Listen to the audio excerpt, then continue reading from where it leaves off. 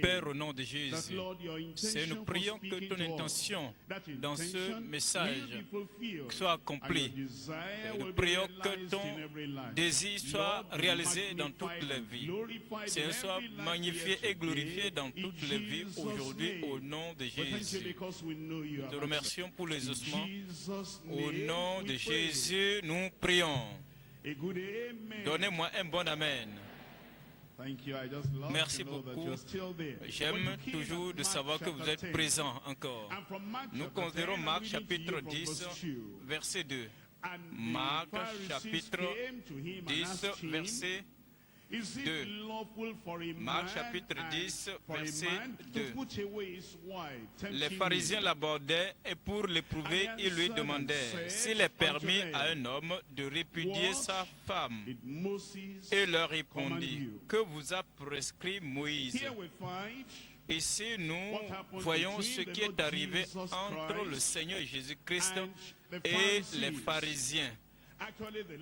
En réalité, le Seigneur Jésus-Christ enseignait la parole parce qu'il était la parole personnifiée. Il n'y avait rien pour lui qu'il puisse faire sans qu'il n'enseigne la parole, la voie de la vie et la voie de la vérité. C'est ce qu'il faisait avec ceux qui l'écoutaient. Mais les pharisiens étaient toujours là aux alentours. Et si vous devez connaître une caractéristique des pharisiens, ils ne voulaient rien faire pour entrer dans le royaume de Dieu, mais ils ne voulaient aussi pas que les autres puissent entrer dans le royaume de Dieu. Qu'ils écoutent la parole puissent entrer pour entrer dans le royaume de Dieu. Ils sont devenus un bouclier contre la vérité. Cela veut dire qu'ils ne voulaient ni écouter, ni vouloir que les autres, les disciples de Jésus-Christ ou quelqu'un d'autre vienne entendre la parole pour entrer dans le royaume de Dieu. Et ils avaient toujours une question dans leur cœur. Et la question qu'ils avaient, c'était une question brûlante. Et il y avait en réalité une controverse brûlante parmi les gens religieux au temps de notre Seigneur Jésus-Christ. Et cette controverse brûlante concernait le mariage, le divorce et le remariage. En réalité, il y avait deux courants de pensée. Il y avait un courant de pensée des conservateurs. C'était des gens très très conservateurs. Et ces conservateurs, ils disaient, si vous êtes marié, vous êtes marié. Et il ne doit pas avoir quelque chose qu'on appelle divorce. Il n'y a rien qui puisse vous amener à chercher le divorce sans qu'il n'y ait autre chose. Mais d'autres choses, l'autre courant, eux, ils étaient très conservatifs. Mais il y a un autre courant de pensée, c'était des gens libéraux, très libéraux. Et ils disaient, si vous trouvez quelque chose que vous n'aimez pas, si vous identifiez quelque chose que vous n'appréciez pas dans cette femme, expulsez-la, séparez-vous d'elle. Divorcez-la. Et il y avait beaucoup de personnes qui se rangeaient d'un côté et une multitude de l'autre côté. Ce qu'ils voulaient faire pour le Seigneur Jésus-Christ, c'était pour le soulever contre l'un de ces groupes-là, de ces deux groupes. Si Jésus-Christ était un conservateur, les libéraux dans sa congrégation qui l'écoutaient allaient penser qu'il ne va pas être apprécié par eux. Ils vont immédiatement dire, ah, Jésus, il est conservateur, il est dans l'autre courant de pensée. Et sur ce, nous n'allons pas l'écouter. S'il semblait être un libéral, cela veut dire, s'il y a un problème entre vous et une femme, tu as la liberté de l'éjecter. Alors les conservateurs vont se soulever contre lui. Et les femmes parmi la congrégation qui souffraient de manière gratuite aux mains de ces hommes, ils vont se soulever contre le Seigneur Jésus-Christ. Alors leur intention, l'intention de ces pharisiens, c'était numéro 1, pour discréditer le Seigneur. Numéro 2, c'était pour détruire son ministère. Numéro 3, c'était pour disperser ses disciples. Numéro 1, nous voyons qu'il voulait discréditer le Seigneur. Après tout, il n'est pas le meilleur enseignant que les autres. Il n'est pas un meilleur dirigeant que n'importe qui. Et il ne peut pas être le Messie. Il ne peut pas être le Christ. Il est le même que les conservateurs. Il est le même que les libéraux. Il n'est ni conservateur, il n'est ni libéral. Il faut le discréditer. Il ne peut pas être un Messie. Numéro 2, il voulait détruire son ministère parce que plusieurs personnes ils murmuraient dans leur cœur pour dire celui-ci il doit être le Christ, le Messie, parce qu'il ouvre les yeux des aveugles, il fait marcher les boiteux, et il enseigne la parole avec autorité, et il enseigne la voie maintenant au royaume. Et il ne se soucie de personne, il n'a de crainte pour personne, et les multitudes s'empressaient pour venir l'entendre, pour lui poser des questions, pour l'amener dans cette controverse. Nous pouvons voir ces pharisiens pour détourner son attention, pour ainsi détruire son ministère. C'est l'objectif de ces pharisiens. Ensuite, nous voyons numéro 3, c'était pour disperser ses disciples. Toutes ces personnes qui nous ont quittés, ces membres du syndicat qui les avaient quittés, qui suivent le Seigneur Jésus-Christ, ils vont dire, ah, nous allons détruire son ministère. Mais s'il y a quelque chose que vous devez connaître à propos du Seigneur Jésus-Christ, il utilise toujours le fagot de bois de ses ennemis pour préparer un repas spirituel nourrissant, riche pour ses amis. Notez bien ce qu'il dit. Si vous devez connaître un attribut, une caractéristique du Seigneur Jésus-Christ, chaque fois, toujours, il utilise le fagot de bois de ses ennemis pour préparer un repas spirituel riche, nourrissant pour ses amis. Sur ce, comme ils sont venus avec leurs questions, pensant que Jésus allait s'allier pour un autre camp, il allait prendre position pour un camp ou un autre, il est reparti à l'origine des choses, au commencement de l'enseignement concernant le mariage, d'une manière organisée, d'une femme organisée, d'une manière systématique. Il leur a ramené ce que Moïse a dit, et ils ont répondu cela. Après leur réponse, il dit, maintenant repartons toujours encore plus haut dans Marc chapitre 10, verset 6. Marc chapitre 10, verset 6. Mais au commencement de la création, Dieu fit l'homme et la femme. C'est pourquoi l'homme quittera son père et sa mère et s'attachera à sa femme. Et les deux deviendront une seule chair. Ainsi, ils ne sont plus deux, mais ils sont une seule chair. Le Seigneur Jésus-Christ les a redirigés vers le commencement. Chaque fois que vous avez une question dans votre esprit, repartez toujours au commencement. Chaque fois que vous avez un doute dans votre cœur, repartez toujours au commencement. S'il y a des passages de l'Écriture que vous lisez, et que peut-être ce soit dans Matthieu, dans Marc, dans Luc, dans Romains, dans 1 Corinthiens, dans n'importe quel passage que vous lisez concernant le mariage, et cela vous prend dans la confusion, il y a toujours une seule chose que vous pouvez faire, vous pouvez toujours repartir au commencement de l'institution du mariage. C'est exactement ce que le Seigneur Jésus-Christ a pousser les pharisiens à faire, c'est ce à quoi il les invitait à faire, ces hommes de confusion et tous ceux qui l'écoutaient, c'est ce que Jésus leur avait dit d'aller faire. Repartez au commencement des choses et vous allez vous rendre compte de la prescription divine pour un mariage heureux et une famille bénie. Et c'est ce qui constitue notre thème d'aujourd'hui, la prescription divine pour un mariage heureux et une famille bénie. Le Seigneur veut que nous ayons un mariage heureux et il nous a donné toutes les prescriptions dans la parole. Ensuite, avoir une famille bénie. Le Seigneur nous a donné tout ce dont nous avons besoin de savoir concernant la famille bénie. Maintenant, vous pouvez comprendre que chaque fois que vous achetez un modèle de machine, une machine et qu'en cette ère de l'ordinateur, de la technologie, il y a plusieurs types d'ordinateurs qui ont été fabriqués. Chaque fois, le fabricant va envoyer cet ordinateur avec le manuel qui vient ensemble avec l'ordinateur. Qu'est-ce que vous devez faire? Si vous ne voulez pas que la machine se gâte, vous n'allez pas juste commencer à utiliser cette machine, cet ordinateur sans parcourir le manuel. Comment vais-je allumer l'ordinateur? Comment vais-je opérer? Comment dois-je chercher l'information? Comment puis-je avoir les entrées et les sorties?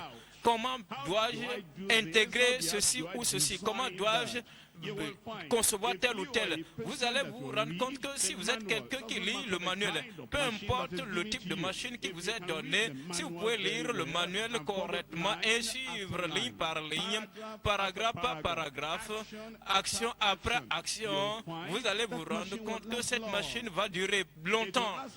Et si elle dure dans le temps, vous êtes en train de suivre la prescription. La prescription qui a été écrite, établie dans le manuel par le fabricant de ces machines-là.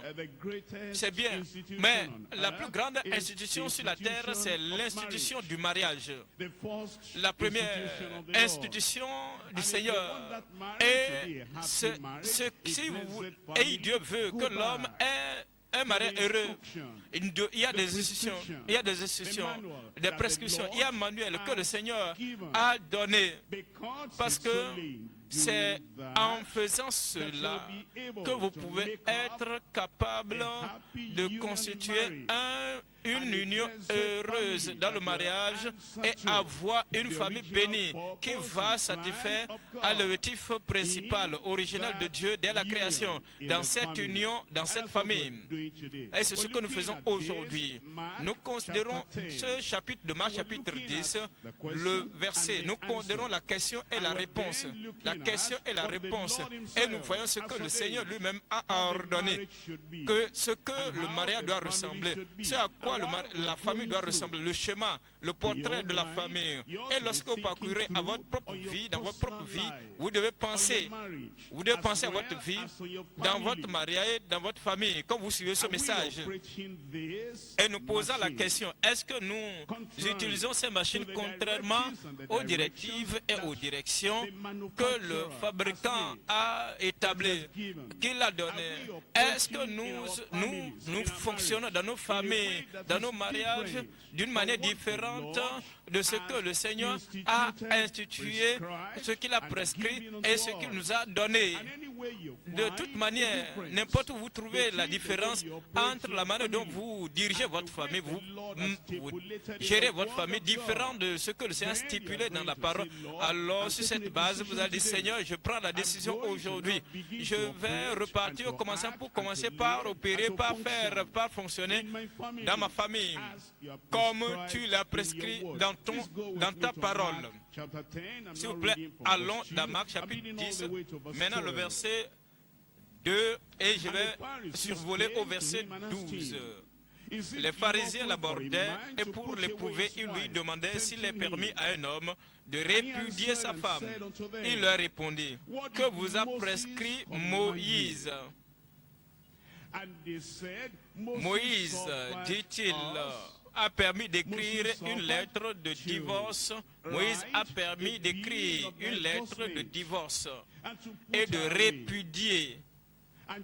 Et Jésus leur dit, c'est à cause de la dureté de votre cœur que Moïse vous a donné ce précepte. Mais au commencement de la création, Dieu fit l'homme et la femme. C'est pourquoi l'homme quittera son père et sa mère et s'attachera à sa femme, et les deux deviendront une seule chair. Ainsi, ils ne sont plus deux, mais ils sont une seule chair.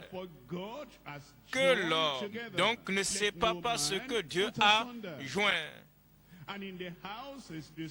Et dans la maison, ses disciples, lorsqu'il fut dans la maison, les disciples l'interrogeaient encore là-dessus. Il leur dit, celui qui répudie sa femme et qui en épouse une autre commet un adultère à son égard.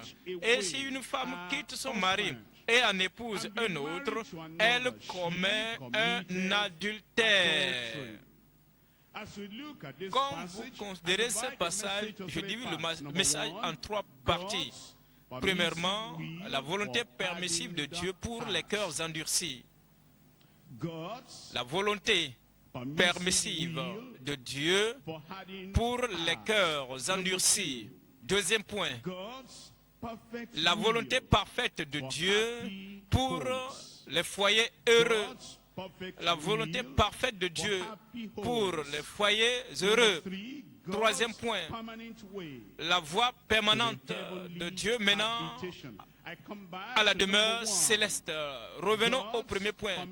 La volonté permissive de Dieu pour les cœurs endurcis.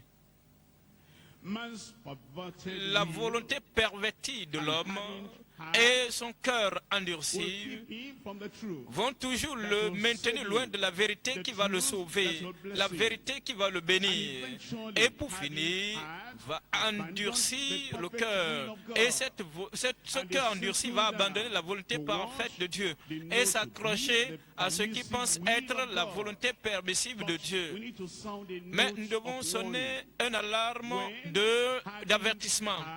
Lorsque un cœur est endurci, abandonne quelqu'un à la volonté permissive, un tel individu va récolter une moisson dévastatrice de leur choix. Un cœur endurci ou la dureté de cœur produira toujours, numéro 1, la désobéissance à l'égard de Dieu. Nous connaissons bien la volonté parfaite de Dieu, nous connaissons bien le standard de Dieu, nous connaîtrons bien la parole de Dieu, mais avec un cœur endurci, cela va conduire à la désobéissance à l'égard de Dieu. Deuxièmement, cela va conduire à la rébellion contre la volonté de Dieu. Peut-être la volonté de Dieu dans le choix d'un partenaire de vie.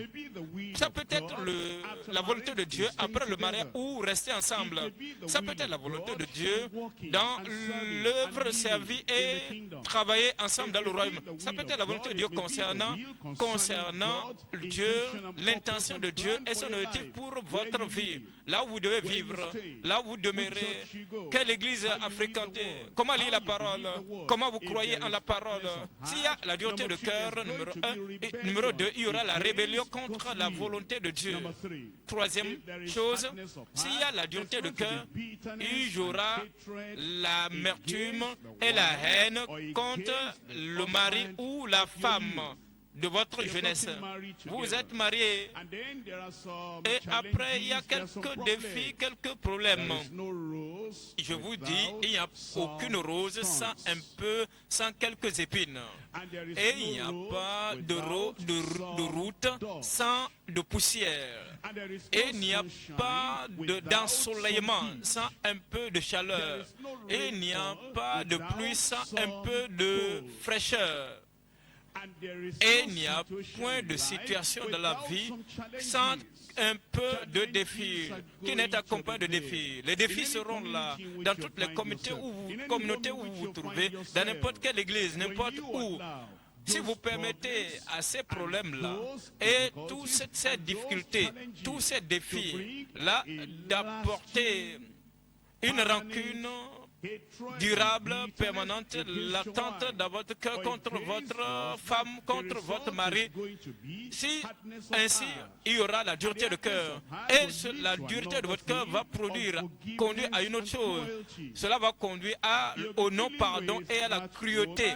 Vous allez traiter cette femme-là, même lorsque vous n'êtes pas encore séparés, même lorsque vous n'êtes pas encore divorcé, vous serez en train de traiter avec cette femme, avec cet individu, comme si elle était pire qu'un étranger, qu'une étrangère, qu'elle était pire qu'une étrangère, ou bien que l'homme est pire qu'un étranger. Il y aura de la cruauté, il y aura de l'indifférence, et c'est la dureté de cœur. Le Seigneur est en train de te dire, est-ce que cette femme-là est un être humain, ou bien c'est un animal? La manière dont tu la traites, est-ce que la manière dont tu traites l'homme-là, est-ce un homme ou un animal?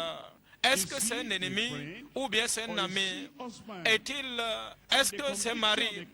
Et la conviction sera en train de bouillonner dans votre cœur. Mais la dureté de cœur va continuer avec cette attitude de non-pardon et de cruauté. C'est la dureté de cœur qui va aussi résulter dans l'égoïsme, résulter à un égoïsme. Et cela va amener la rupture dans les familles. L'égocentrisme, l'égoïsme, vous n'allez plus penser aux implications de cette séparation, l'implication de la séparation et du divorce sur les enfants. Qu'est-ce que vous pensez dans une famille que lorsque peut-être vous n'êtes pas divorcé, mais ils sont séparés et que la mère n'est pas capable de prendre soin de ces enfants-là, petits-enfants, les enfants du couple primaire ou ces jeunes enfants? La mère n'est pas à mesure de prendre soin d'eux parce qu'il y a une décision qui est sortie à travers le non-pardon et l'égoïsme. Et vous vous considérez toujours sans jamais penser à l'implication de votre décision sur la vie des gens qui sont proches de vous, qui sont connectés à vous. Et cela se résulte à la séparation et au divorce. Ensuite, il y aura la souffrance auto-imposée et cela va conduire au jugement de Dieu et au châtiment éternel de Dieu. Parce qu'après même votre mort, ces enfants qui ont été négligés, ils seront des pécheurs, ils seront des criminels, une postérité pécheresse et criminelle. Donc, vous devez penser aux conséquences de cette volonté permissive de Dieu. La dureté du cœur. Revenons dans Marc chapitre 10, verset 2. Les pharisiens l'abordèrent et pour l'éprouver, ils lui demandèrent s'il est permis à un homme de répudier sa femme. Il leur répondit, que vous a prescrit Moïse? Repartez toujours à la parole. Et Moïse, dit-il, a permis d'écrire, a permis, voyez, Moïse a permis, considérez ces mots, il ne nous a pas commandé, il ne nous a pas ordonné, ce n'était pas un commandement, c'était juste une permission, il nous l'a permis, et nous a autorisé à écrire une lettre de divorce et de répudier. Jésus leur dit, c'est à cause de la dureté de votre cœur que Moïse vous a donné ce précepte. Dans Deutéronome chapitre 31, nous pouvons voir la condition des enfants d'Israël. Ils étaient bien connus par Moïse. Deutéronome 31, verset 27. Deutéronome 31, verset 27. Deutéronome 21, Deutéronome 21, 37. Vous avez été rebelles contre le Seigneur. Et à combien plus fort après ma mort, Moïse a affronté ces enfants d'Israël et dit, je sais que vous êtes rebelles, je connais votre dureté de cœur. Même pendant que je suis encore vivant, et puisque je le sais, vous allez agir plus après ma mort. Alors le Seigneur Jésus-Christ dit, pour vous, vous les pharisiens, les sadducéens, les israélites, les enfants des pères rebelles, Moïse a permis cela à ses pères. Ce n'était pas là la volonté parfaite de Dieu, ce n'était pas là la voie du Seigneur. Le divorce n'est pas la volonté de Dieu. Et c'était comme le Seigneur leur disait, en quoi vous pensez que je suis différent de Moïse? Moïse ne pouvait pas changer votre cœur. Moi, je suis venu parce que je peux changer votre cœur. Parce que je suis le Christ. Parce que je peux pardonner. Le Fils de l'homme a le pouvoir sur la terre de pardonner les péchés et de transformer les vies. Et j'ôte de votre vie la dureté de cœur et tout ce qui vient en ligne droite avec la dureté de cœur, j'enlève cela. Toutes ces choses, toutes ces personnes qui étaient là avec ces lois étaient cruelles avec les femmes. Ils vivaient dans le non-pardon contre la femme, le mari. Ils ont une attitude nonchalante vis-à-vis des enfants. La méchanceté, la séparation et le divorce, la rupture, tout ceci a été là à cause de la dureté de Christ. C'est pourquoi Christ est venu afin d'ôter la dureté de cœur, pour donner le salut, en purifiant le cœur, en transformant la vie. Ensuite, l'amour prendra place, la place de la haine. Lorsque la dureté de cœur est déracinée, ensuite, toutes les permissions qui sont venues comme résultat de cette dureté de cœur est aussi ôtée, bannie. Souvenez-vous, la dureté de cœur parmi les enfants d'Israël, ce n'était pas une connaissance privée pour seulement Moïse, mais aussi d'autres personnes dans l'Ancien Testament connaissaient cette réalité que les enfants d'Israël avaient la dureté de cœur. Dans Jérémie, Néhémie 9, 16. Néhémie 9, 16. Néhémie 9, 16. Et dit, ils avaient endurci leur cœur. Néhémie 9, 16. Mais nos pères se livraient à l'orgueil et raidirent leur cou. Ils n'écoutèrent point tes commandements. Verset 26. Néanmoins, ils se soulevaient et se révoltaient contre toi. Ils jetaient ta loi derrière leur dos. Ils tuaient tes prophètes qui les conjuraient de revenir à toi. Et ils se livrèrent envers toi à de grands outrages. C'est la raison pour laquelle vous allez vous rendre compte que dans l'Ancien Testament, le Seigneur disait, si vous voulez faire ce que vous voulez, c'est bon, allez-y, faites comme vous voulez. Mais ce n'était pas là sa parfaite volonté. Ce n'était pas son commandement normal. Mais à cause de ce qu'ils avaient pris la décision, ils étaient résolus qu'ils allaient faire ce qu'ils voulaient faire. Le Seigneur dit, faites ce que vous voulez. Est-ce que cela veut dire qu'il va les bénir parce que c'était la volonté permissive de Dieu? C'est à ce point que nous devons faire très attention maintenant. Lorsque Dieu vous présente sa volonté parfaite et qu'il dit voici le chemin, marchez-y, et vous dites non, je vais prendre mon chemin, je vais endurcir mon cœur, et je suis que moi, je vais vraiment courber le cœur de Dieu, la main de Dieu. Et finalement, Dieu n'aura pas le choix que de me laisser partir. Dieu lui-même sait que je vais prendre mon chemin. Supposez que Dieu permet à un homme ou à une femme de prendre son chemin, sa propre direction, et que l'homme dit, Dieu, tu m'as permis. Est-ce à dire que tout ce qu'il va faire, il sera béni? Non. Psaume 81, verset 11. Psaume 81, verset 11. Verset 12. Mais mon peuple n'a point écouté ma voix. Israël ne m'a point obéi. Alors je les ai livrés au penchant de leur cœur. Et ils ont suivi leurs propres conseils. Je leur ai donné. Je les ai livrés. Alors j'ai dit, tout ce que vos yeux voient, bonne chance à vous. Je les ai livrés au penchant de leur cœur. Peu importe la souffrance dans laquelle vous vous plongez, en permettant la volonté de Dieu, la volonté permissive de Dieu, il les a livrés. Il les a livrés. Toute souffrance, peu importe le châtiment, peu importe n'importe quelle dévastation qui s'abattra sur eux, c'est leur propre responsabilités. Il les a livrés. Voyez, la volonté permissive de Dieu peut se faire voir dans tous les domaines. Ça peut être dans le domaine du mariage. Peut-être, avant le mariage, vous avez une idole dans votre cœur. Et vous dites, non, moi, je vais faire ce que je veux. Laissez-les enseigner ce qu'ils veulent enseigner. Laissez-les dire ce qu'ils veulent dire. À la fin, je pense si je finis ce que je vais faire ce que je veux. Ils m'ont appelé pour m'avertir. Après, ils m'ont donné tout conseil. Ils m'ont lu des multitudes de versets. Et de, moi, je suis désolé. Voici ce que je veux faire. Finalement, ils seront fatigués, non? Ils vont me laisser. Oui, ils vont te laisser finalement. Ils vont te livrer à toi-même. Mais est-ce que tu ne penses pas que parce qu'ils t'ont laissé à toi-même et parce que maintenant tu fais ce que tu veux à cause de la dureté de ton cœur, ne pense pas que qu'il y aura pas, ne pense pas qu'il n'y aura pas de jugement. Dans Psaume 106, verset 15.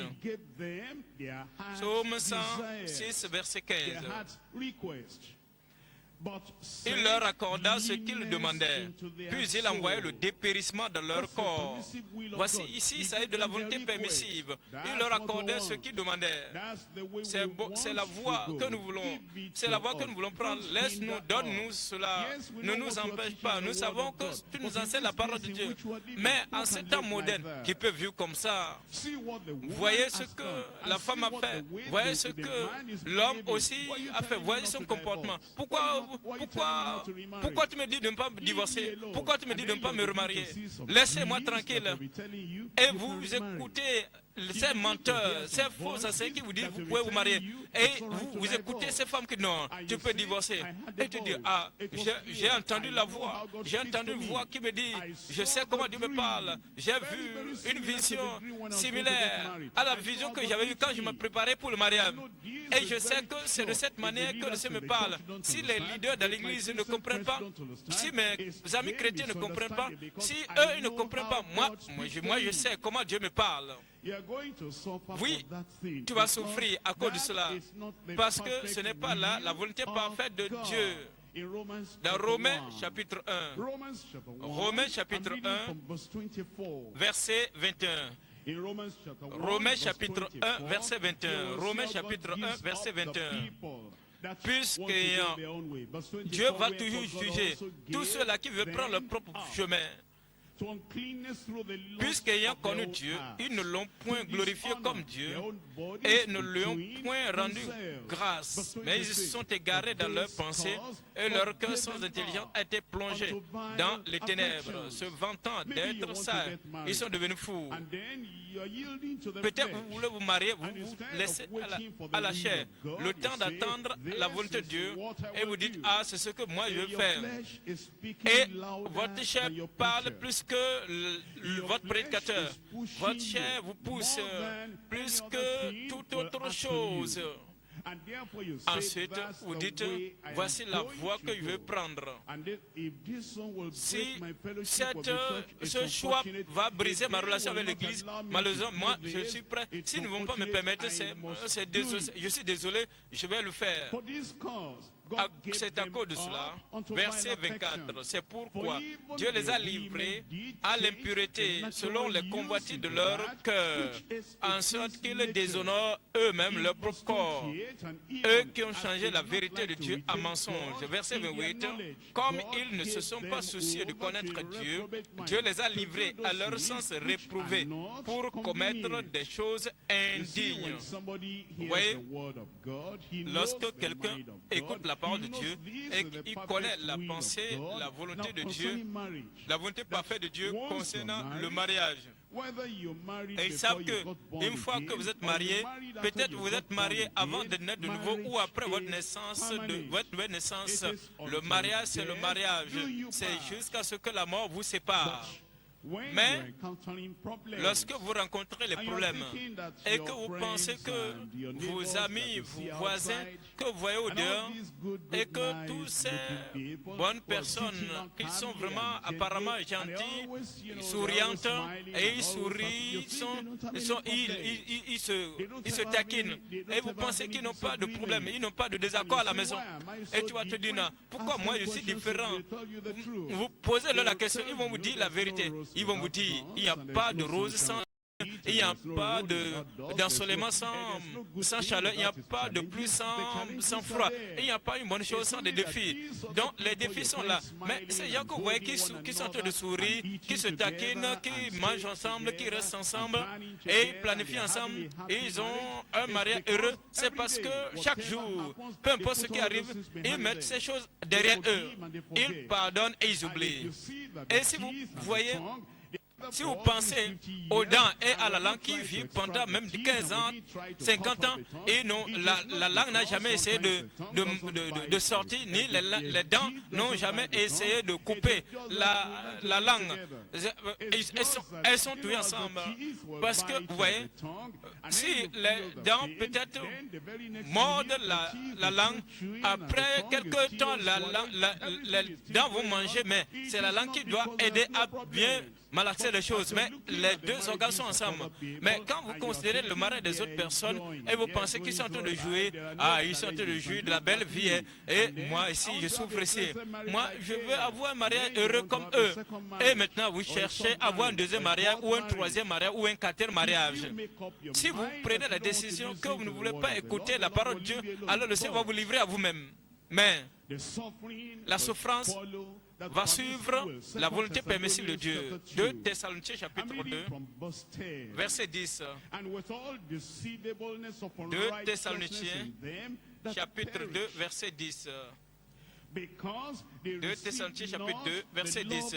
Et avec toutes les séductions de l'iniquité pour eux, pour ceux qui périssent parce qu'ils n'ont pas reçu l'amour de la vérité pour être sauvés.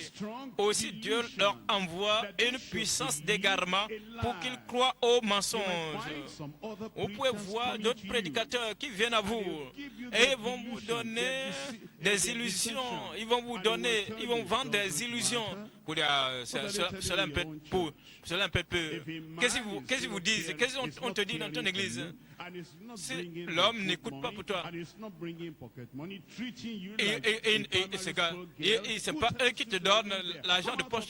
Pourquoi ils te tuent comme ça? Donc cette illusion, tu vas croire à cette illusion, tu vas l'accepter. Et tu diras, après tout, d'autres prédicateurs aussi ont dit que parce que les autres, comme les autres prédicateurs ont parlé, vous allez sortir de ce mariage, vous allez vous séparer, vous allez divorcer et vous allez penser que vous êtes justifié. Il dit, c'est parce que vous n'avez pas l'amour de la vérité. Les problèmes que vous traversez dans votre famille vous ont aveuglé pour ne pas voir la vérité. Les défis que vous affrontez dans votre famille vont chercher à vous aveugler pour ne pas voir la vérité. Parce que vous n'avez pas assez de vérité en vous. Et alors, il y aura cette séduction. Il y aura la séduction de l'iniquité pour ceux qui périssent parce qu'ils n'ont pas reçu l'amour de la vérité pour être sauvés. Aussi, Dieu leur envoie une puissance d'égarement pour qu'ils croient aux mensonges, afin que tous ceux qui n'ont pas cru à la vérité, mais qui ont pris plaisir à l'injustice soient condamnés. Je vais vous donner un exemple pour montrer que la volonté permissive de Dieu ne vous affranchit jamais du châtiment. Oui, ce que Dieu a dit, mais c'est ce que tu veux faire, vas-y. Tu as besoin d'un rêve pour confirmer ce que tu veux faire. Oui, Dieu dit, vas-y, je te permets d'avoir un rêve pour confirmer. Oui, tu l'auras. Tu veux avoir un conseiller? Moi, je t'ai déjà donné ma volonté parfaite. Mais tu ne veux pas la volonté parfaite, alors que tu veux ma volonté permissive. Non, tu veux un rêve, je vais te donner un rêve. Tu veux vraiment un conseiller, je vais te donner un conseiller. Tu as besoin de quelqu'un pour vraiment te conseiller. Tu as besoin peut-être d'un verset biblique dans la Bible pour être convaincu. Moi, je vais te le donner, un verset biblique dans la Bible. Et dès que vous avez cela, vous allez vous réjouir, vous allez danser. Et lorsque quelqu'un va essayer de vous défier, et vous allez dire, ah non, tu ne comprends pas. Le rêve que Dieu m'a donné là, parce que vous ne connaissez pas le conseil que j'ai eu de la part d'un grand serviteur de Dieu. Vous ne comprenez pas. Hier, j'ai reçu un verset clé. Et j'ai dit, Seigneur, si ceci n'est pas ta volonté, donne-moi un verset. Et j'ai dit, c'est parce que les gens disent, ce n'est pas la volonté de Dieu. Et je dis, Seigneur, comme je vais aller à l'église aujourd'hui, quand la chorale est en train de chanter, que j'entende une phrase qui qui va me montrer que c'est ta volonté pour moi. Et en vérité, comme la chorale chantait, j'ai entendu une phrase particulière. Et quand vous entendez cette phrase, vous vous accrochez à cette phrase-là. Ah, je comprends que Dieu m'a permis. Je vais m'accrocher maintenant.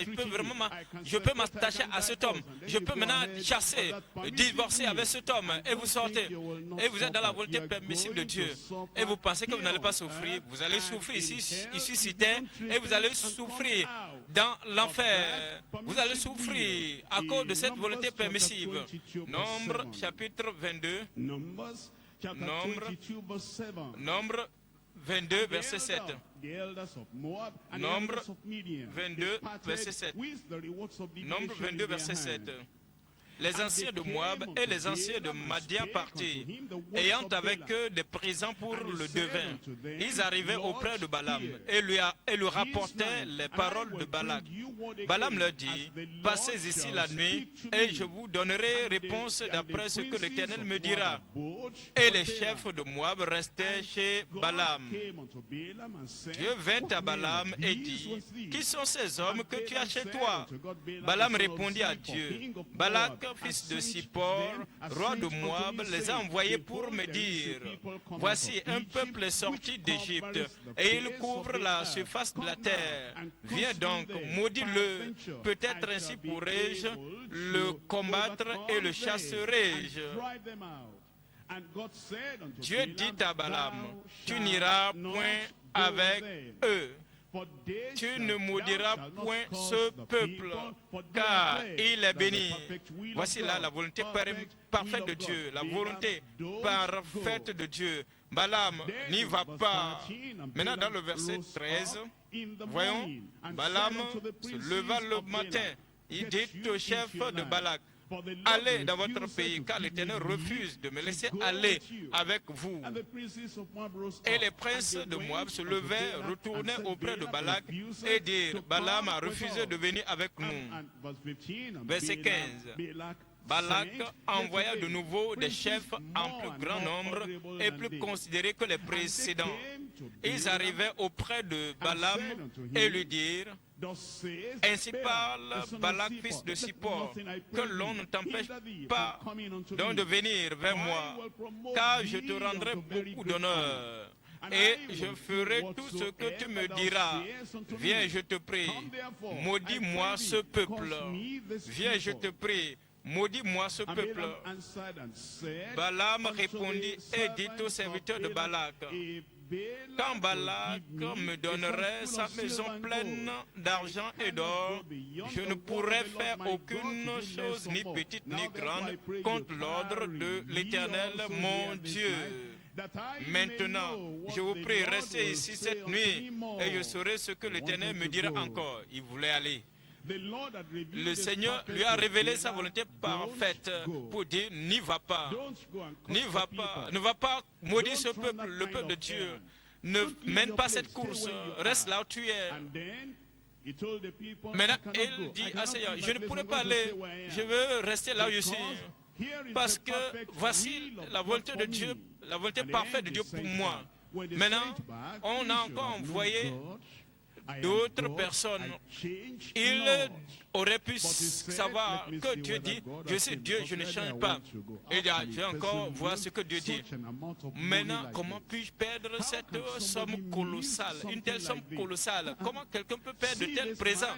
Regarde, ces hommes, peut-être on dit de ne pas marier un incroyant. Regarde cet homme qui veut marier. Ouais, les croyants, les frères croyants qui sont ici n'ont pas de voiture, n'ont pas d'argent, n'ont pas de maison. Ils continuent de vivre en location. Et voici cet homme, cet incroyant. Lui, il m'appelle, il a l'argent, il a la voiture, il a un appartement, une résidence. Il a même un projet de voyager à l'étranger. Et on me dit de ne pas marier cet homme. Bon, c'est bon, j'ai dit non. Ils sont venus pour dire, on veut de toi. Il a dit non. Et il a envoyé encore deux personnes. Et qu'est-ce que ils vont dire? Toi, tu veux marier un chrétien? Ces chrétiens, qu'est-ce qu'ils ont que moi, je n'ai pas? Je vais faire ceci pour toi, je ferai ceci pour toi.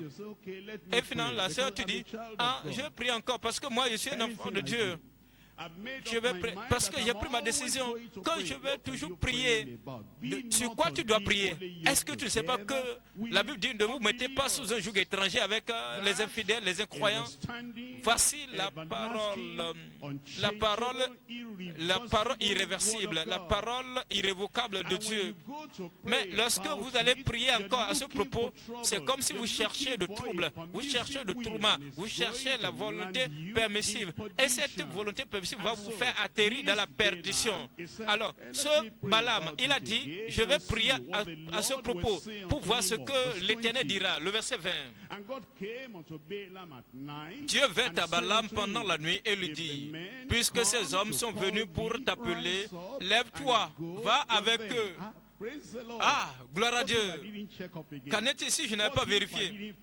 Qu'en est-il si je n'avais pas encore fait ces renseignements, si je n'avais pas encore consulté? Voyez ce que le Seigneur m'a dit.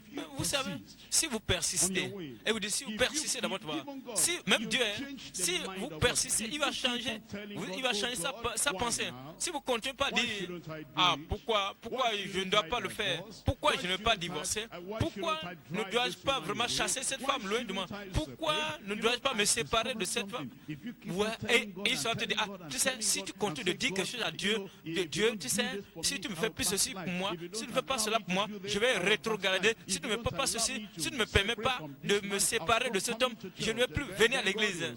Et ensuite Dieu va dire, ok, c'est bon, tu peux faire. C'est bon. Ah, tu vas dire gloire à Dieu. Ah, ce Dieu merveilleux. Ce Dieu, il est compréhensif. Il est vraiment aimable. Il comprend nos faiblesses. Il comprend que nous sommes chers. Nous sommes poussés et chers. Vous savez, Dieu m'a permis. Balaam, il y a la mort devant toi. Il y a le jugement qui t'attend.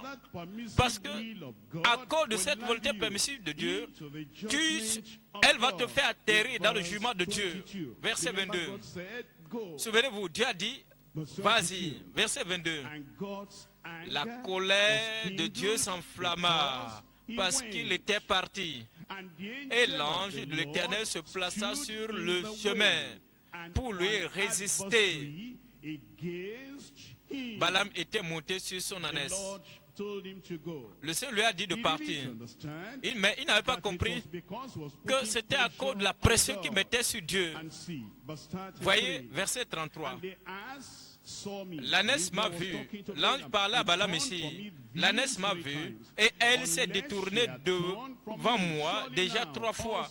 Si elle ne s'était pas détournée de moi, je t'aurais même tué et je lui aurais laissé la vie.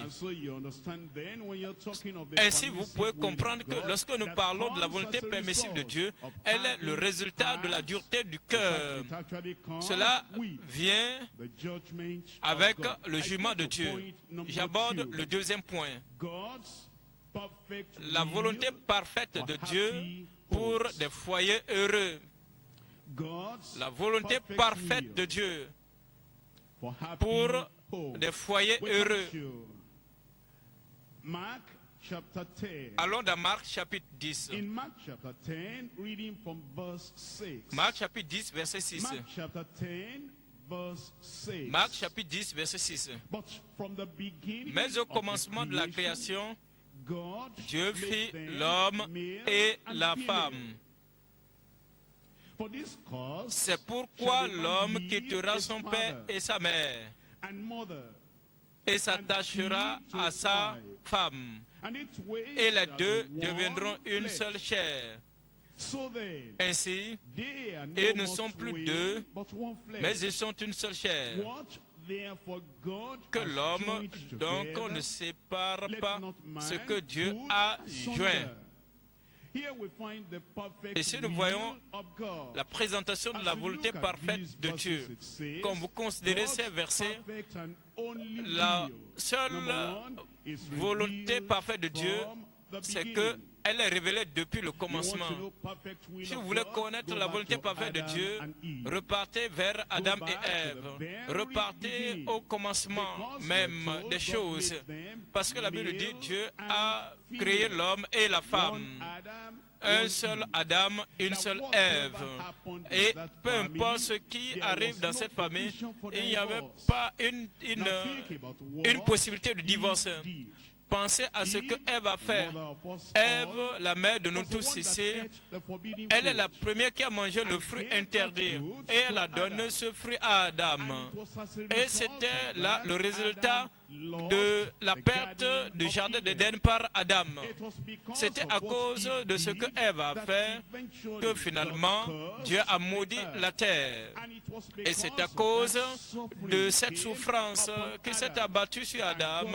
Et Dieu a dit, c'est à la sueur de ton front que tu mangeras pour le reste de ta vie, sans parler de la perte de la maison, sans parler de la perte du jardin, sans parler de la perte des privilèges, sans parler de la perte de l'autorité qu'il a connue, sans parler de la perte du bonheur, et même parlant des problèmes que Ève a fait. Mais cependant, avec tous ces problèmes, Dieu n'a pas fait il m'a pas permis une permission. Il n'a pas autorisé Adam de divorcer.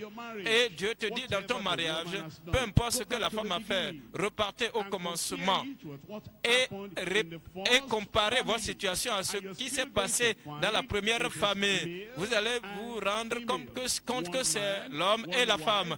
Un seul homme, une seule femme, jusqu'à ce que la mort nous sépare. Repartez au commencement.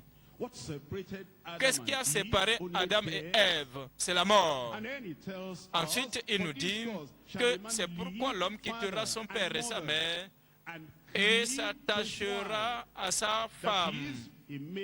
Cela veut dire qu'il les a poussés à quitter le père et la mère de manière totale, de manière implicite. Parce qu'au temps d'Adam et Ève, il n'y a pas de mère ni de mère, mais c'était de manière implicite pour nous faire savoir que dans cette union parfaite entre Adam et Ève, c'était à ce commencement que le fait de quitter le père et la mère pour s'attacher à sa femme, c'était là l'instruction du Seigneur. C'est là ce précepte a été établi dans Genèse chapitre 2, verset 24. Genèse 2, 24. L'homme quittera son père et sa mère et s'attachera à sa femme et ils deviendront une seule chair.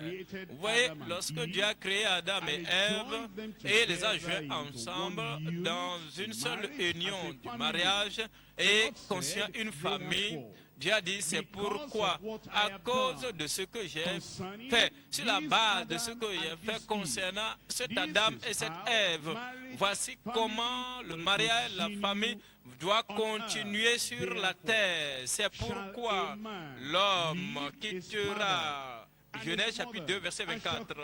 C'est pourquoi l'homme quittera son père et sa mère et s'attachera à sa femme et ils deviendront une seule chair. C'est-à-dire que le lien entre l'homme et la femme est plus puissant que le lien qui existe entre les parents et les enfants.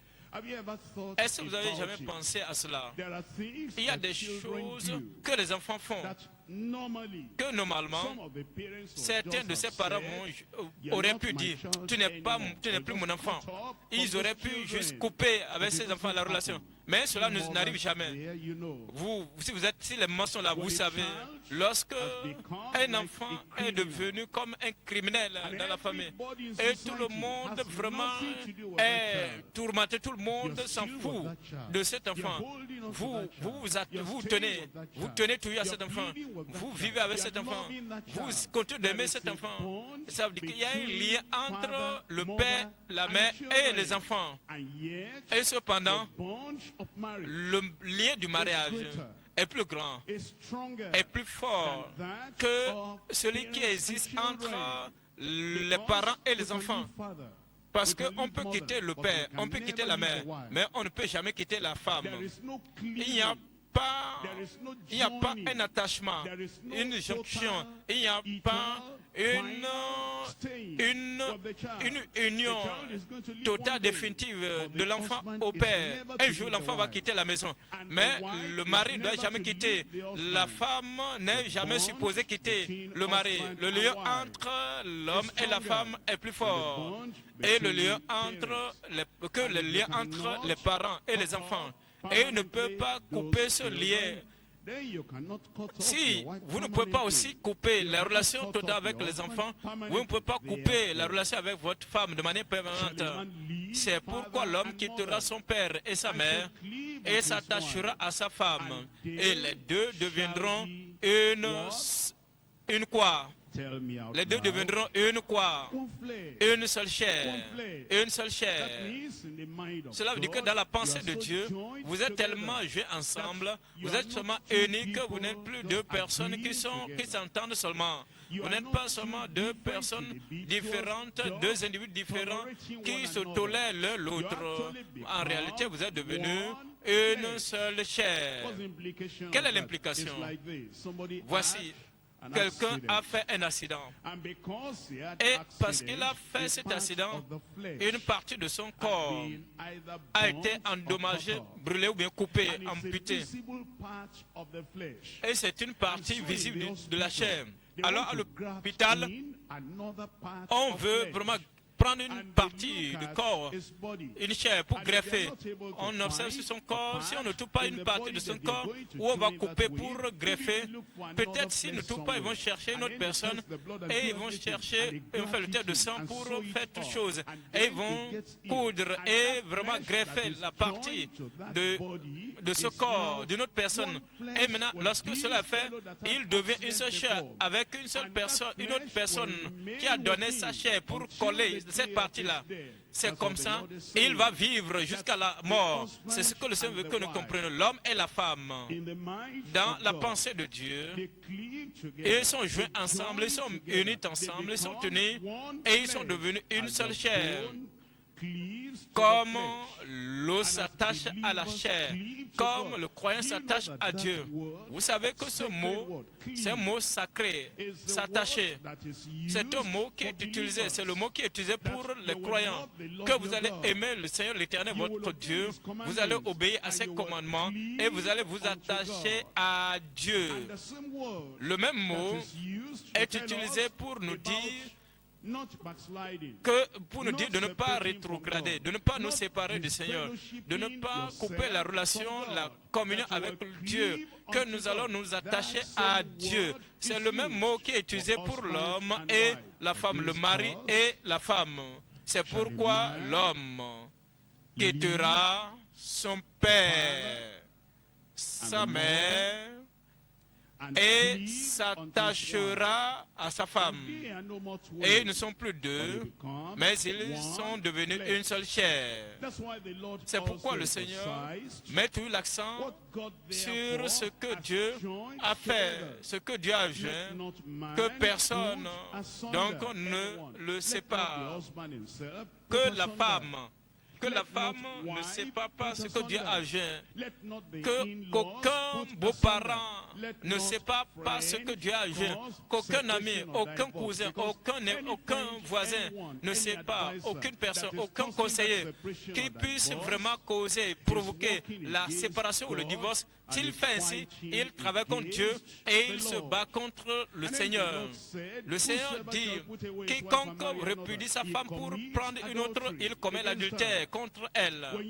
Si vous mettez de côté votre femme, peu importe les raisons que vous avancez, elle a fait ceci, elle a fait cela, elle est en train de nuire à ma vie, elle est en train de détruire mes affaires. Depuis que nous sommes mariés, je n'ai pas pu faire de progrès. Depuis que nous sommes mariés, il n'y a pas d'enfant. Ceci ou cela. Si vous éjectez cette femme et vous mariez une autre femme, la parole de notre Seigneur Jésus-Christ dit, vous vivez dans l'adultère. Et si vous mourrez en tant qu'un adultère, vous allez partir dans l'enfer des adultères. Le Seigneur Jésus dit, Si vous êtes une femme, si une femme repudie son mari, met son mari de côté et prend un autre homme, elle commet l'adultère à l'égard de cet homme. Et pour que cette femme meure dans cette condition, si elle meurt dans cette condition, elle va passer l'éternité en enfer. C'est pourquoi le Seigneur nous dit que nous devons revenir à la parole et demeurer avec la parole du Seigneur. Et nous dit dans Éphésiens chapitre 5, Éphésiens chapitre 5, verset 22. Éphésiens chapitre 5, verset 22.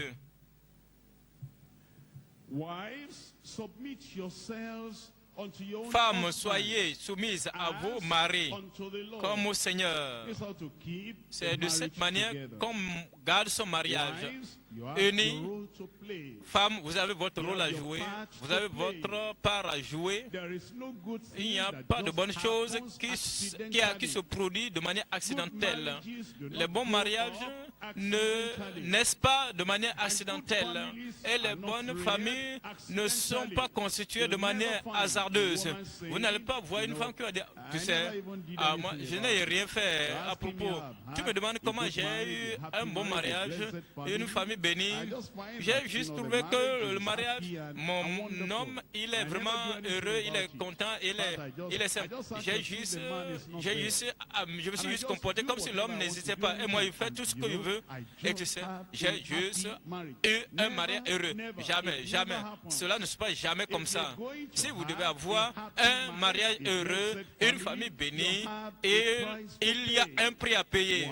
Pour Marie, femmes, soyez soumises à vos maris comme au Seigneur.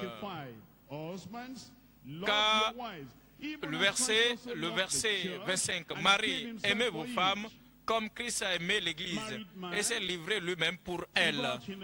Homme marié, vous sortez le matin et que vous travaillez toute la journée. Vous revenez à la maison la nuit.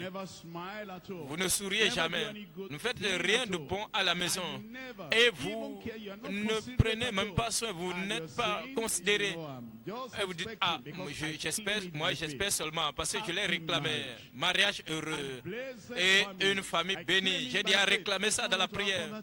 Et cela n'arrive pas comme ça, ça ne se passe pas comme ça. Il y a un prix à payer et il y a des sacrifices à consentir. Vous devez être conscient et intentionnel à propos. Si vous voulez avoir un mariage heureux et une famille bénie, si vous êtes des gens, de personnes, vous ne discutez pas avec la femme, vous n'ouvrez pas votre cœur à la femme, vous ne demandez pas à la femme ce qu'elle traverse et vous ne montrez jamais aucun type d'amour, d'affection et vous ne considérez rien et vous ne savez pas ce qu'elle sent.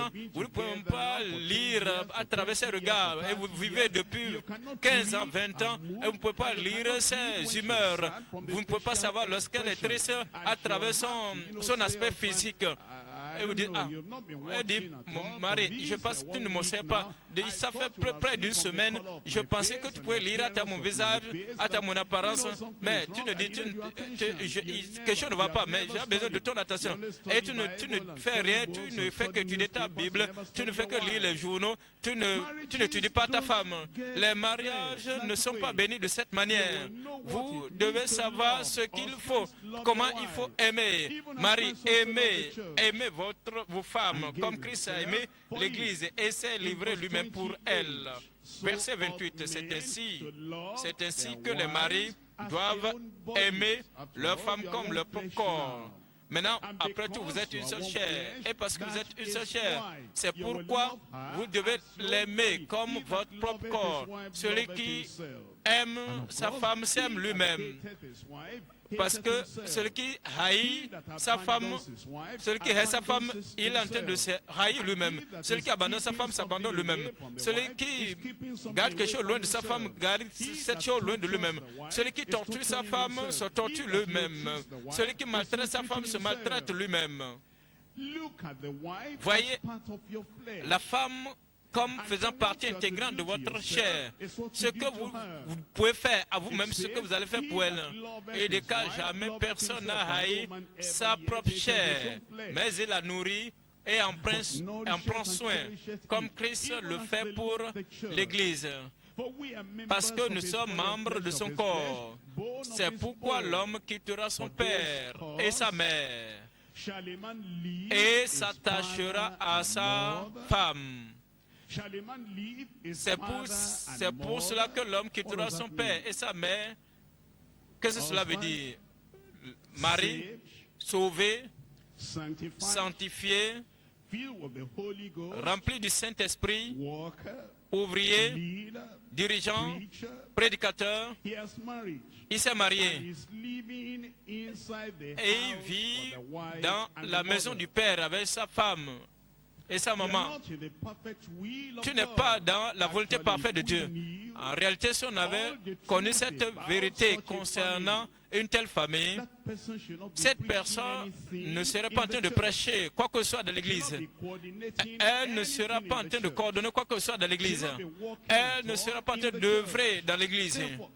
C'est pourquoi la chose fondamentale, rudimentaire, lorsqu'une personne qui n'a même pas fait le cours primaire, comment on peut l'amener pour enseigner à l'université, lorsque la personne n'a pas tellement de connaissances pour quitter son père et sa mère, pour s'attacher à sa femme, comment pouvez-vous faire de cette personne un enseignant au-dessus de nos frères et sœurs ici qui sont dans le royaume il y a plus de 20 ans, qui sont des adultes? Vous prenez quelqu'un qui dit qu'il est un prédicateur, qui n'a même pas quitté son père et sa mère, ce qu'il aurait pu apprendre au niveau primaire de la vie chrétienne, quittant son père et sa mère pour s'attacher à sa femme, il n'a même pas fait.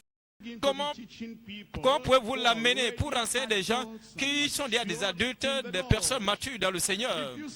Si vous dites que vous êtes un chrétien et que vous êtes un dirigeant chrétien et que votre petit frère, votre petite soeur, vos oncles, vos cousins, votre père, votre mère, et ils vivent avec vous dans la même maison, et la femme est avec vous là, et vous partagez votre amour entre votre père, votre maman, et la nuit la femme ne peut même pas avoir votre attention parce que vous êtes avec votre mère, vous discutez.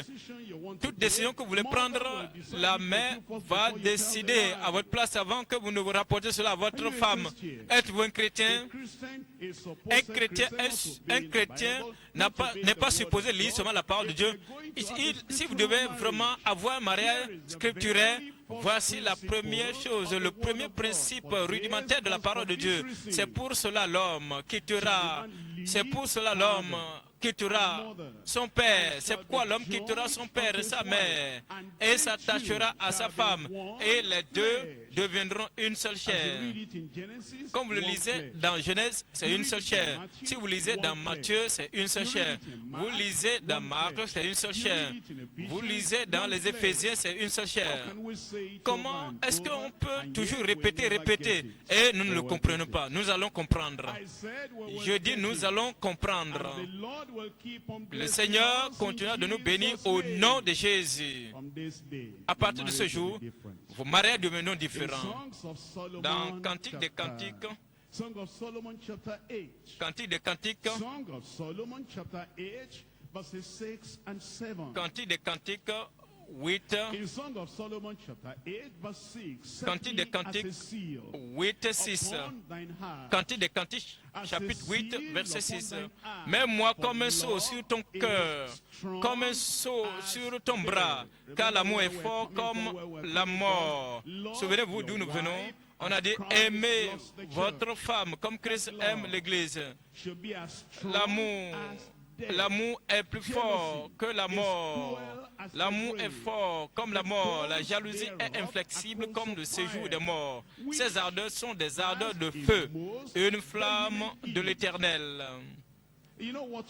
Vous savez ce qui veut dire la flamme, le type d'amour que vous avez pour votre femme doit être un amour qui amène votre femme à sentir que cet homme m'aime.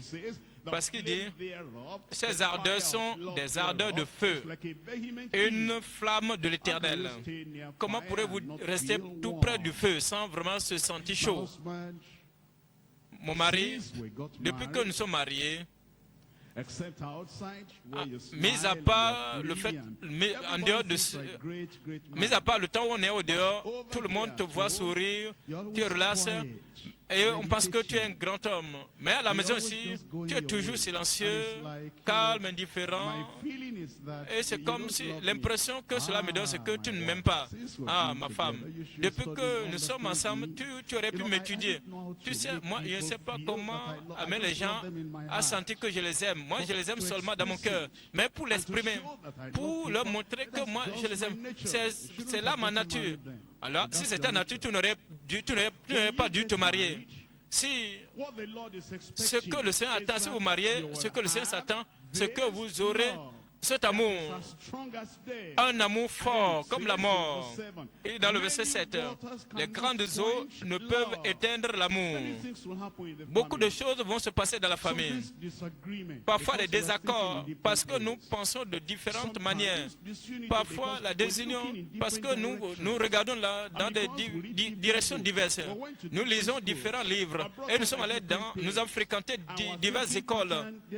Et nos modèles de pensée sont différents. Nous ne voyons pas dans la même direction. Mais c'est la fondation de l'amour, la source de l'amour et la fontaine d'amour. C'est ça qui va toujours nous maintenir, nous amener ensemble pour vraiment partager notre vie ensemble. Les discussions, oui, c'est superficiel. Les idées, c'est superficiel. Les éléments pour décider, ces choses-là, c'est superficiel. Toutes ces choses, nous laissons les désaccords superficiels. Quel habit je vais porter? Qu'est-ce que je vais faire? Quelle est la couleur de ceci? Quelle est la couleur de ceci ou de cela? Au-delà de ces choses superficielles, il y a la profondeur de la fontaine d'amour. Et il dit, plusieurs eaux, les grandes difficultés ne peuvent éteindre l'amour. Je prie que cela va commencer dans votre famille. Ecclésiaste chapitre 9, verset 9. Ecclésiaste 9, 9. Jouir de la vie, jouir de la vie, pas de manière morose, pas de manière triste, jouir de la vie avec la femme que tu aimes pendant tous les jours de ta vie de vanité, tous les jours de ta vie de vanité que Dieu t'a donné sous le soleil pendant tous les jours de ta vanité, car c'est ta part dans la vie, au milieu de ton travail que tu fais sous le soleil. Qu'en est-il si elle t'a offensé? Qu'en est-il s'il m'offensait? Oh, le Seigneur nous a déjà dit ce qu'il faut faire. S'il t'offense, le Seigneur a déjà dit ce qu'il faut faire. Dans Matthieu chapitre 18. Matthieu chapitre 18, verset 21. J'aurais pu l'aimer si elle ne m'avait pas offensé. J'aurais pu démontrer ce type d'amour si elle pouvait m'étudier et comprendre ce que je veux et ce que je ne veux pas. J'aurais pu donner mon cœur à cet homme de manière totale, à 100%, et il aurait pu savoir que je suis une femme qui sait comment aimer. Si ce n'était pas à cause de ses offenses, et je ne peux pas les oublier. Mais voyez ce que le Seigneur Jésus a dit dans Matthieu chapitre 18, verset 21. Matthieu chapitre 18, verset 21. Alors Pierre s'approcha de lui et dit, Seigneur, combien de fois pardonnerai-je à mon frère lorsqu'il péchera contre moi? Sera-ce jusqu'à 7 fois? Jésus lui dit, je ne te dis pas jusqu'à 7 fois, mais jusqu'à, dites-le moi à haute voix, jusqu'à 70 fois 7 fois. Qui vous dit de divorcer avec votre femme? Qui vous dit d'avoir la malice, de garder la malice avec votre femme? Qui vous dit de vous séparer de votre mari? Vous dites, ah, ton mari t'a offensé juste à ce point? Ton mari a pris cette décision sans même t'informer? Ah, ton mari, il est parti vers sa mère et ils ont décidé de ça. Et tu es toujours joyeuse, tu souris, tu laves les habits, tu prépares et tu restes dans la même voiture avec cet homme. Et tu ne peux pas enseigner cet homme une leçon, lui donner une leçon. Et tu ne peux pas lui donner une leçon pour lui montrer que tu n'es pas une idiote, que tu sais comment amener un homme sur ses genoux. Et tu ne l'enseignes pas une leçon et tu continues comme ça. Vous savez, toutes ces personnes qui vous donnent ces conseils-là et vous disent de maltraiter votre mari, ou bien d'abandonner votre femme, ou bien de maintenir, de garder rancune de ces offenses, ils sont différents de Jésus. Mais aujourd'hui, les choses sont différentes. Nous allons pardonner. Je dis, nous allons pardonner. Et après ce séminaire, retournez à la maison, asseyez-vous pour dire, ma femme, je te pardonne. Mon mari, je te pardonne. Et ensuite, nous n'allons pas rester à couteau tiré, à guerre, dans le conflit, dans la famille au nom de Jésus. Je parviens au troisième point. La voie parfaite de Dieu menant à la demeure céleste. La voie parfaite de Dieu menant à la demeure céleste. On est dit dans Ésaïe chapitre 30, Ésaïe chapitre 30, verset 19. Ésaïe 39. Ésaïe 30, 19. Ésaïe chapitre 30, verset 19. Oui, peuple de Sion, habitant de Jérusalem, tu ne pleureras plus. Amen. Il te fera grâce. Quand tu crieras, dès qu'il aura entendu, il t'exaucera. Le Seigneur vous donnera du pain dans l'angoisse et de l'eau dans la détresse. Ceux qui t'instruisent ne se cacheront plus. Mais tes yeux verront ceux qui t'instruisent. Tes oreilles entendront derrière toi la voix qui dira, voici le chemin, marchez-y, car vous irez à droite ou vous iriez à gauche. Le Seigneur nous a montré le chemin parfait, la voie parfaite, le chemin permanent aujourd'hui. Et le Seigneur dit, marchez-y, nous allons marcher dans ce chemin. Psaume 119. Psaume 119, verset 89. Psaume 119, verset 89. Ta parole a toujours, ô Éternel, ta parole subsiste dans les cieux. Nous allons marcher dans cette voie. Verset 30 de Psaume 119. Je choisis la voie de la vérité. Je place tes voies, tes lois sous mes yeux. J'ai choisi la voie de la vérité. Je place tes lois sous mes yeux. Psaume 100, verset 128. Verset 128. C'est pourquoi je trouve juste toutes tes ordonnances. Je hais toute voie de mensonge, toute voie frauduleuse, les voies méchantes que nous avons pratiquées dans le mariage. Nous les haïssons maintenant, nous les abandonnons. Mais aujourd'hui, nous allons marcher dans cette voie parfaite du Seigneur au nom de Jésus. Et le Seigneur vous bénira. Ésaïe 58. Ésaïe 58. Le Seigneur nous révèle que lui-même, il nous bénira. Il nous dit, dans le verset 8, verset 7, Ésaïe 58, verset 7, partage ton pain avec celui qui a faim et fais entrer dans ta maison les malheureux sans asile. Si tu vois un homme nu, couvre-le et ne te détourne pas de ton semblable. Et ne te détourne pas de ton semblable. Ta femme, ton mari, c'est ton semblable. Ne te cache pas. Parlez-vous l'un à l'autre. Communiez ensemble. Discutez ensemble. Partagez ensemble. Planifiez ensemble. Ne vous retenez pas. Ayez un compte bancaire ensemble. Mettez toutes choses ensemble. Tout ce à quoi vous pensez au futur, votre propre joie, votre propre bonheur, tout ce que vous planifiez, vous avez en tête, ne cachez rien ne vous cachez pas à votre semblable, ne vous détournez pas de votre semblable.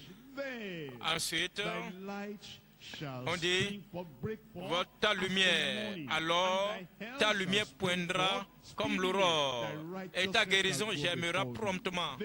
Ta justice marchera devant toi, et la gloire de l'Éternel t'accompagnera. Alors tu appelleras et l'Éternel répondra. Tu crieras et dira, me voici. Si tu éloignes du milieu de toi le joug, brisez tout joug dans votre famille. Ne mettez pas de joug sur votre femme. Ne mettez pas de joug sur votre mari. Aidez, mettez de côté le joug, les gestes menaçants, toutes les accusations, vous accusant l'un l'autre, le mari qui accuse la femme qui accuse le mari, et tous ces doigts, tous ces gestes menaçants et les discours injurieux. Mettez toutes ces choses de côté. Si tu donnes ta propre nourriture à celui qui a faim, si tu rassasies l'âme indigente, ta lumière se lèvera sur l'obscurité et tes ténèbres seront comme le midi. L'Éternel sera toujours ton guide. Il rassasiera ton âme dans les lieux arides. Il redonnera de la vigueur à tes membres. Tu seras comme un jardin arrosé, comme une source d'eau dont les eaux ne tarissent pas. Tes eaux ne tariront jamais. Les tiens rebâtiront sur d'anciennes ruines. Tu relèveras des fondements antiques.